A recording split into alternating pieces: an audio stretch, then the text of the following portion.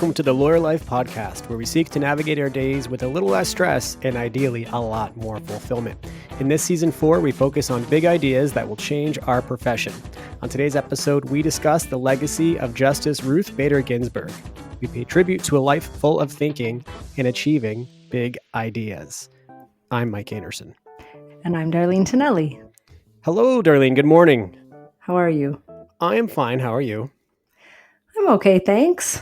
I'm looking forward to having some time to honor Justice Ruth Bader Ginsburg today on our podcast. Absolutely. We just posted an episode this week. We recorded on the day that Justice Ruth Bader Ginsburg passed, hours before it was announced.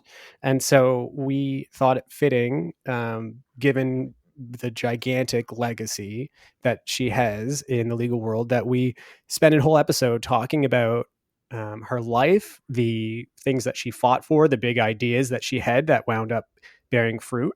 And really, it's hard to think of a better person to spend a whole episode discussing these things. Right. And for new listeners of the podcast, we started this project to focus on the personal, professional, and sometimes political lives of lawyers, right? So her life is just a great walking through what her path was is such an important reflection of how tied those three things are, especially for lawyers, and just a reminder of the immense power of a law degree when wielded, in service of justice, right? Speaking of reminders, let's remind everybody about how her life unfolded. Ruth Bader Ginsburg was born in Brooklyn as a child of immigrants. She married Martin Ginsburg, her husband of 56 years, shortly after graduating from her undergrad at Cornell.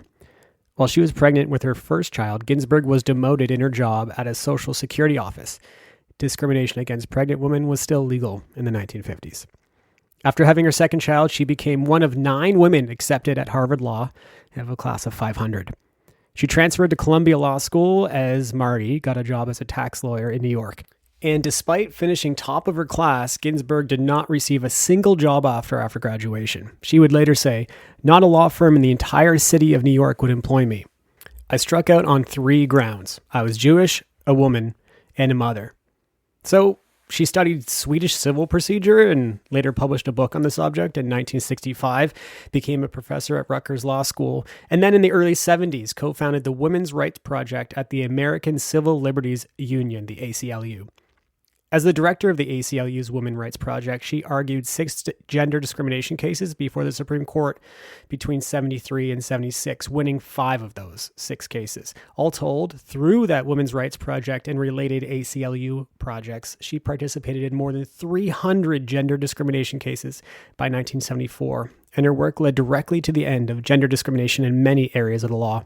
She was appointed to the U.S. Court of Appeals for the D.C. Circuit by Jimmy Carter in 1980. She was the second woman on the Supreme Court, appointed by Bill Clinton in 1993. As we know, she's ruled on some immense issues in the United States, which we'll get to in this episode. And she passed away on Rosh Hashanah, the Jewish New Year. And from what we've read, it's viewed as a blessing, and that only the most righteous souls pass on Rosh Hashanah. Her decisions at times were not without controversy, but today we're focusing on all the positive she brought to the world and to our profession. What a life lived.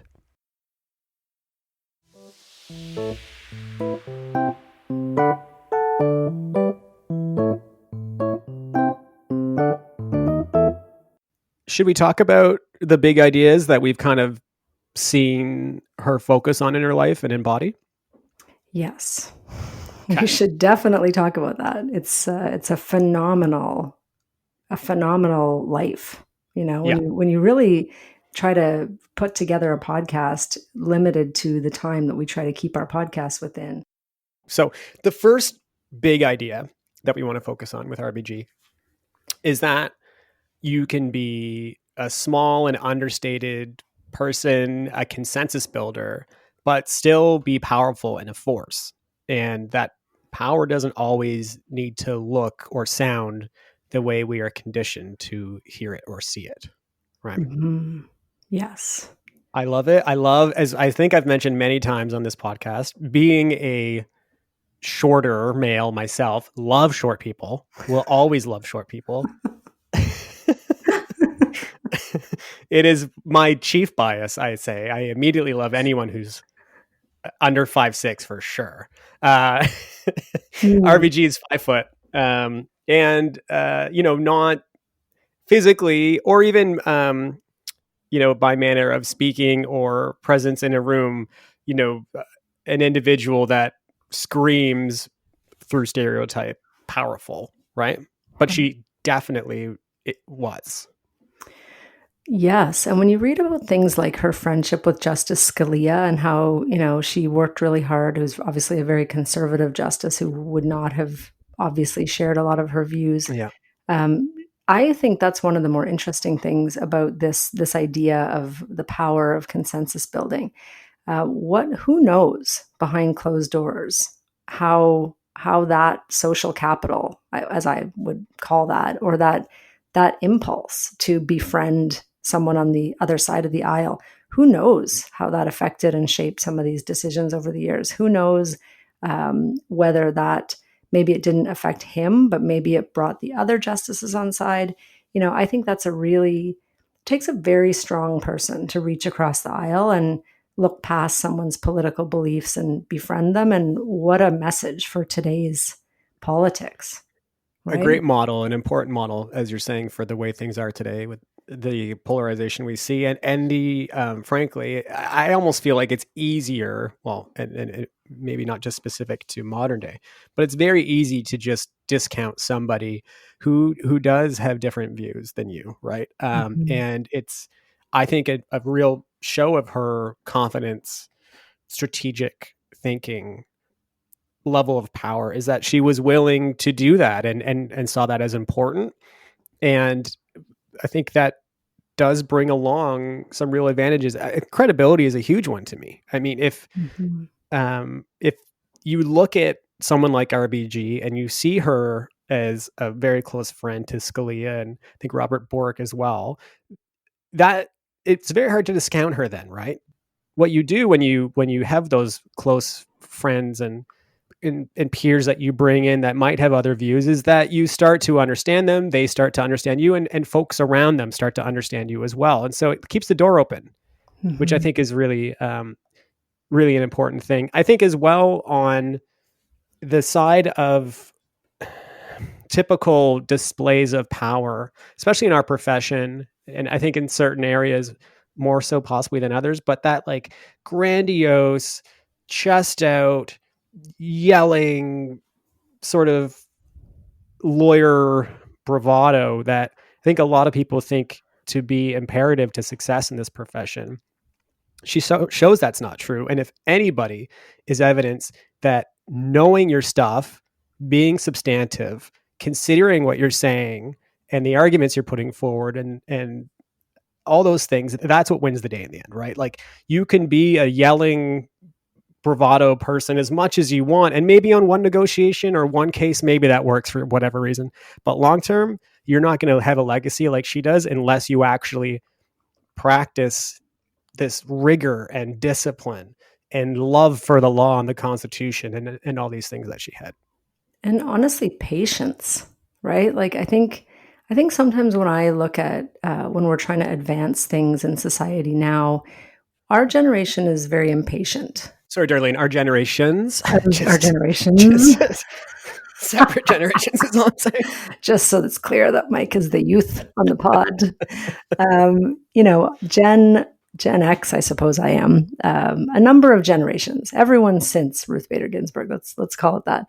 Um, we are sometimes impatient about getting our point across and getting an immediate response. And I think the early women fighting for gender equity they had to be slow and plodding in some ways. And one of the things I read about Ruth Bader Ginsburg that I had not realized is that she had expressed some feeling that she wished that Roe v. Wade had come about in a more democratic process so that there could be a bit more consensus and make the commitment to enshrining abortion rights legislated rather than sort of depending on this fragile judicial decision that could be overturned.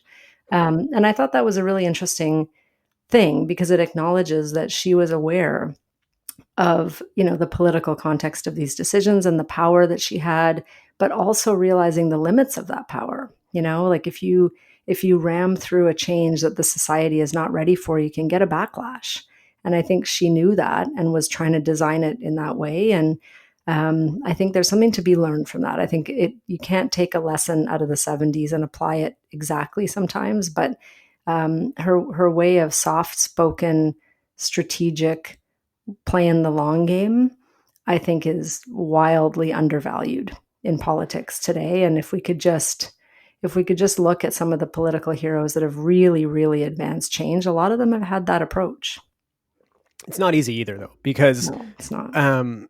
We have the benefit of looking at her entire tenure as a lawyer and as a judge and justice and seeing the progression and the end result. And I think part of that is this like pop culture status that she's received in the past half decade or so, documentaries and mugs and stuffed animals and books, is that we kind of get RBG over the passage of time.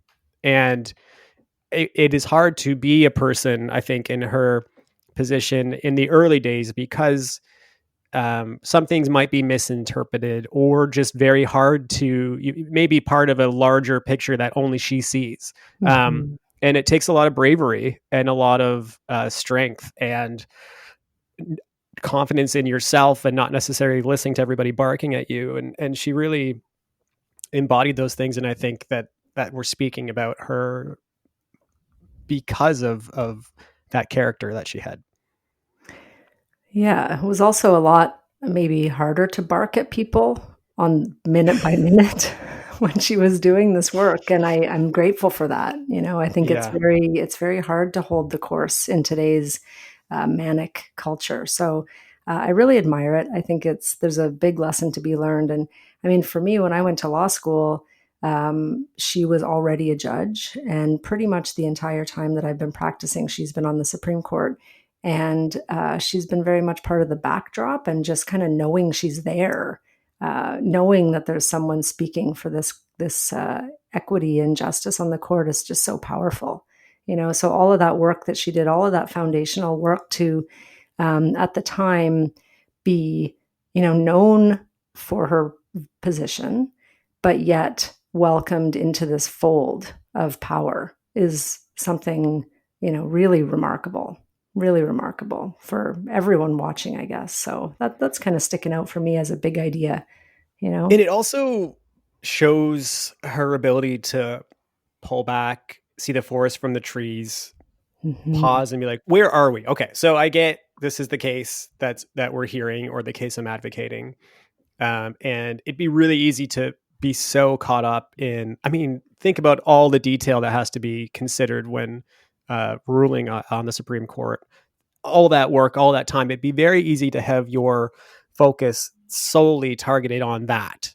But it feels like she also had the ability to pull back, think about the larger context of all this, which adds in so many other complicating factors, and consider it all. And that is, again, something I think that we could all draw from in our lives and our professional work outside. Like even me, I'm nowhere near being a judge or a justice, but I know that at times I have a task in front of me where the tunnel vision kicks in, and the ability to stand back and say, okay, wait, like, where are we? What is going on here? What is the overall context? That is a type of trait and big idea in terms of how to practice that I think is key to long-term success. Yeah. Great. Well put.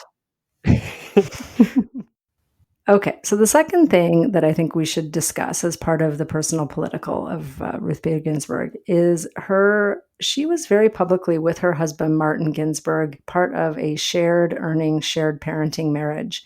And it is something that I think is worth noting, because I had always had this vision in my mind that and this is from books I read and things like that. I had this vision that he was really in charge of the home fires, and she was out as a Supreme Court justice, and he was really supporting her career. Interestingly, they both had pretty huge careers, but they had just had a commitment from the beginning that they would do it 50-50, which was at the time very, very unusual. And I am twigged to it because I've read a bunch of books on this topic over the years. There is a book by Anne Marie Slaughter on this topic, that the most successful women in society are those who have a very supportive spouse at home. Probably that's true in the reverse for men who have a supportive spouse at home. But these two make it seem that you could both have a fulfilling career and a 50-50 partnership, as long as you're making the decisions to support the other one to move forward. So I think I was very impressed with that. And I wonder what your thoughts are on that. So my thoughts are, I think it's important to say, so let's just pretend RBG was a man. Yeah. Would we be bringing up his wife's support of his career? I don't know. And I know that the context is different and it's important to acknowledge. I also just don't want it to seem like when we talk about this, we're taking away any of her accomplishments and kind of like giving them to her husband, like it's important, obviously, that they arrange that way. I don't know if she could have married a man who didn't see gender equality in the home as important, when she was so focused. Like, it wouldn't have been a successful marriage. So, I mean, kudos for her to kind of set that expectation and perhaps enforce it, or just find a man who believed in it from the outset. But it's again a great lesson, especially for men listening. We need to do better across the board at home and support our wives' careers better, or our partner's career better. It is great to bring up. I just want to be super clear that we're not like throwing a lot to Marty. Hey, good job, Marty, to be supportive. I like one of his quotes is saying that the most important thing he ever did in his own life is enabling Ruth to do what she has done. Love it. Love the like supportive outlook. I mean, he lobbied for her to be a candidate to be put to the Supreme Court. Great. Love it. Congratulations, bud. But she did it. And I just want that. I just want to be clear on. 100%. I think, though, for women who are looking into the future and thinking, how can I have children and work? I do think that there is a need to point out that when women are very, very, very successful, they aren't also doing all the other things. And I think that women are more susceptible to that pressure or feeling that. I think we need to be more just open about, there are a bunch of different ways a family can run. You don't necessarily need, like I said, he wasn't, I think he is. He's like a really accomplished tax lawyer, right? Yeah, he's like an accomplished man in his own right. But I think that when in the modern day, I think that women are just kind of, certainly in my generation, this is probably now a little bit baked for the millennials. But I know in our generation, there was some confusion about, you have a family, you still do all the things, and you're wildly successful in your career. And what Anne Marie Slaughter's research showed was just that actually, if you really break it down, the women who are really, really successful, like at the top of society, generally have a ton of support from a spouse and at home. And there's a recent article on this that we can link in the show notes, but it's in Marie Claire magazine, and it's called "You Marry Your Glass Ceiling." And it talks about the two glass ceilings. So you can have a marriage that caps your career potential, and you can have a job in the workplace that caps your career potential, and the two go together. So I think it's worth pointing out that this was happening even back then, but of course not to give credit, but to say that in any marriage, when there are two egos and two law degrees in a house, that this was an important thing that he did for the country too.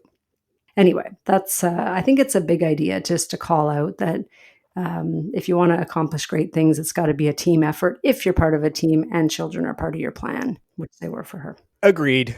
Do you want to do the big idea number 3? Yeah. I love this one. Use your law degree for good. This is great. Of the time. It's important. So, being on the right side of things, using your power to fight for those who have nothing, those whom the cards are stacked. I remember just when I was in law school, we had one of the provincial ombuds people speak to us.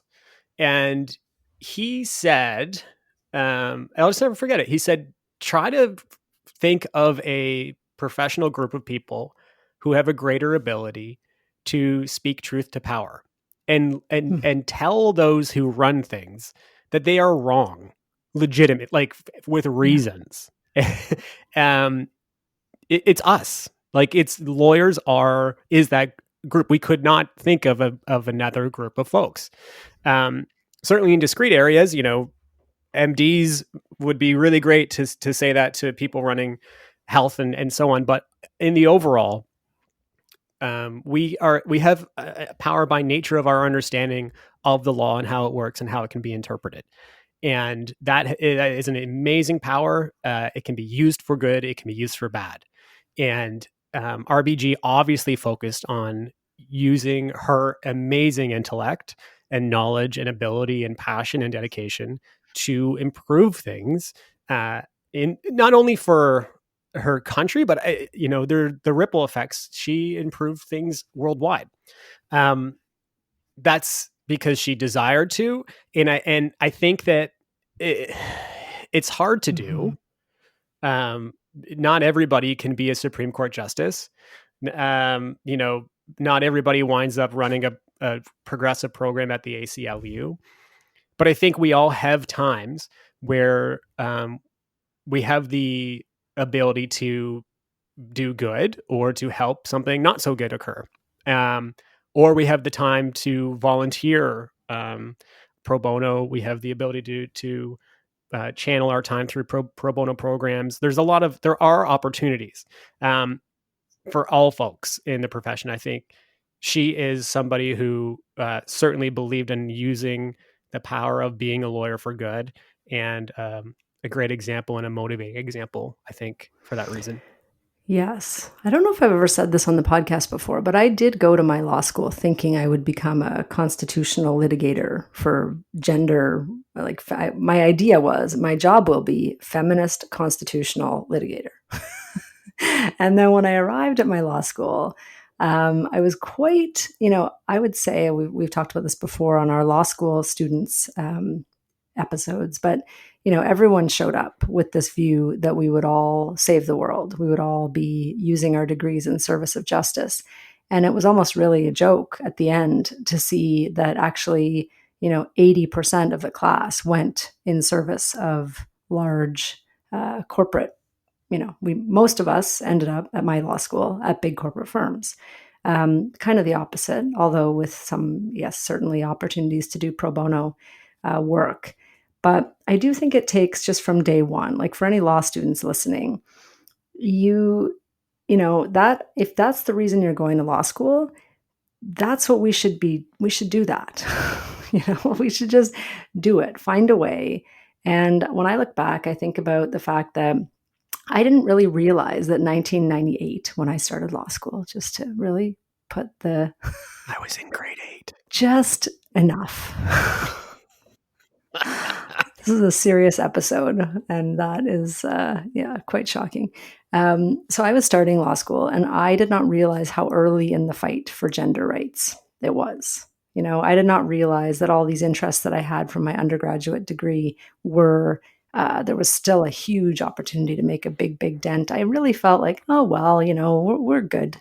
We got this. The women who are constitutional litigators are here. We've got our female Supreme Court judge. And I think that's kind of an example of not realizing that, we have this ability to help, and we should be doing that. And I will fully confess that for me, it just didn't, it just felt like the more pressing thing was to get rid of all that student debt. And now when I look at what our student debts were back then as compared to what people are shouldering now, I mean, the decision is even harder. So somewhere in us, we just have to find this core truth that says lawyers can do amazing things. Look what Ruth Bader Ginsburg did. Look what these lawyers do who are rushing to the border to save these kids that were put in cages and stuff. I mean, there are a lot of lawyers doing a lot of great work out there. And I think that there are a lot of lawyers that have massive potential and abilities, and it's deployed, not in service of equitable ideals. And maybe just this can be a bit of a reminder to us of what we can do with that amazing piece of paper we have. Yeah. And on that note, law students listening, I mean, if you've read about her, as I'm sure many of you had, early in her marriage, when both her husband and she were at Harvard, her husband was diagnosed with cancer. She took notes for him in class. She brought up their first child, held down a post on the Harvard Law Review, and worked like all the time. And so, and she had, who knows if she had the vision at that point, but it can be daunting, the situations we're in, but people get through hard things. And so there's a light at the end of the tunnel. If you have this drive to do something in the public interest, you can. You will find a way. You can find a way. It's just a matter of what you have to work through to get there. And maybe her legacy could be some motivation for that. And maybe you're not measured on 2 years. You're measured on 40 or 60 or, like I think. I mean, yeah, and by today's standards, her not getting a job at a major law firm would seem like a colossal failure. Being someone at the top of her class in current law school context, right? It's not that at all. There were things stacked against her, and as Darlene is saying, we're not judged on 2, 3, 4 years of when we're studying. How different it would have been potentially if she had been a tax litigator. Say she had been hired at the big firm and she was the tax litigator, or they both were. I mean, it would be different. And ideally there would be someone else who came and did the good work, but you can't rely on that. She did the hard work, she did the good work, and we're all in a massive debt of gratitude for the work that she did. So what did RBG mean to you, Darlene?